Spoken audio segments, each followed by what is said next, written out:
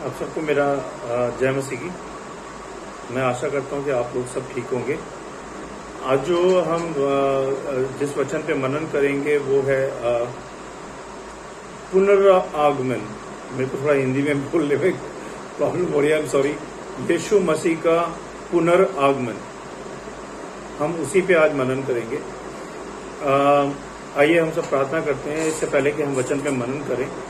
धन्यवाद प्रभु पिता परमेश्वर, राजाओं के राजा प्रभु यीशु मसीह, हम धन्यवाद देते हैं इस समय के लिए कि आपने इस समय दिया कि हम आपके वचन पे मनन कर पाएं और उस पर चल पाएं। प्रभु जी, हम सबकी सहायता करें, हमारी समझ को खोलें, हमारे कानों को खोलें और हमारे ध्यान को अपनी ओर लगाएं। प्रभु जी, शैतान की देखी अनदेखी स्थानीय शक्तियों को इस वीडियो सभा से दूर करें। परमेश्वर सहायता करें। हम सारी विधि प्रार्थना आपके चरणों में रखते हैं, सुने और ग्रहण करें प्रभु यीशु मसीह के नाम से, आमीन। तो आज जो हम बात करेंगे वो है यीशु मसीह का पुनरागमन। बाइबल बताती है कि प्रभु यीशु फिर आएंगे। बाइबल बताती है कि प्रभु यीशु फिर आएंगे। हाथ उठाइए, कौन कौन विश्वास करता है कि प्रभु यीशु फिर आएंगे? मैं तो करता हूं।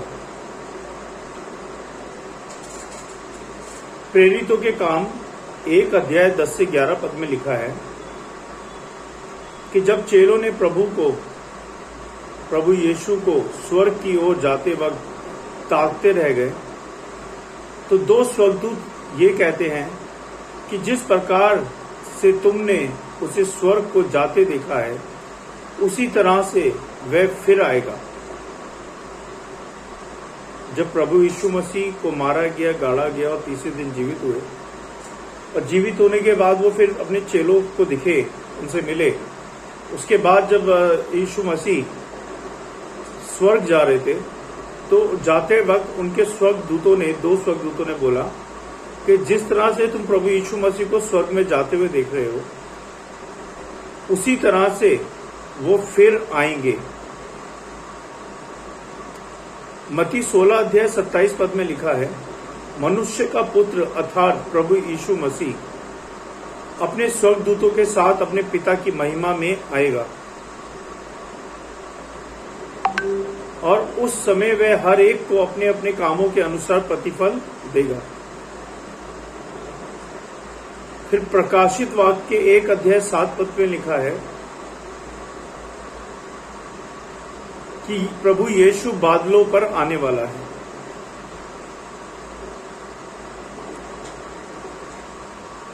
इन सारे वचनों से यह प्रमाणित होता है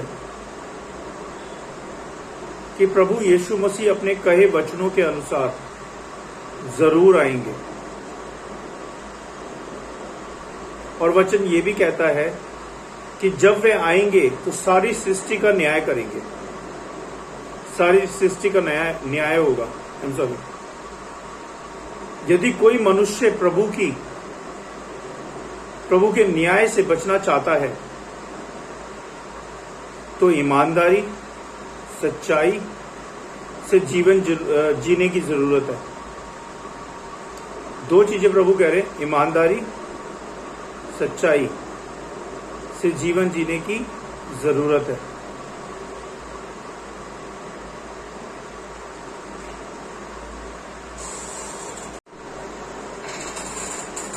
तो प्रभु कहते हैं 2 चीजें करनी है, ईमानदारी और सच्चाई से जीवन जीने की जरूरत है।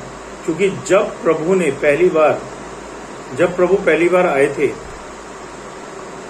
तो अपना जीवन हम सब मनुष्य के लिए कुर्बान कर दिया कि हम उसके प्रेम को देखकर अपने अपने पाप से फिरकर उसकी शिक्षा के अनुसार चलें। प्रभु क्या कह रहे हैं, समझिए, बहुत गहराई है इसमें। प्रभु कह रहे हैं, जब प्रभु आए थे पहली बार, तो अपना जीवन हम सब मनुष्य के लिए कुर्बान कर दिया कि हम उसके प्रेम को देखकर अपने अपने पाप से फिरकर उसकी शिक्षा के अनुसार चलें। और उसका दूसरा आगमन प्रेम का नहीं बल्कि न्याय का होगा। और उसका दूसरा आगमन प्रेम का नहीं बल्कि न्याय का होगा। यदि आप परमेश्वर की न्याय से बचना चाहते हैं तो उसके आगमन से पहले पाप को छोड़कर सच्चाई और खराई से जीवन जीना प्रारंभ कर दीजिए, शुरू कर दीजिए।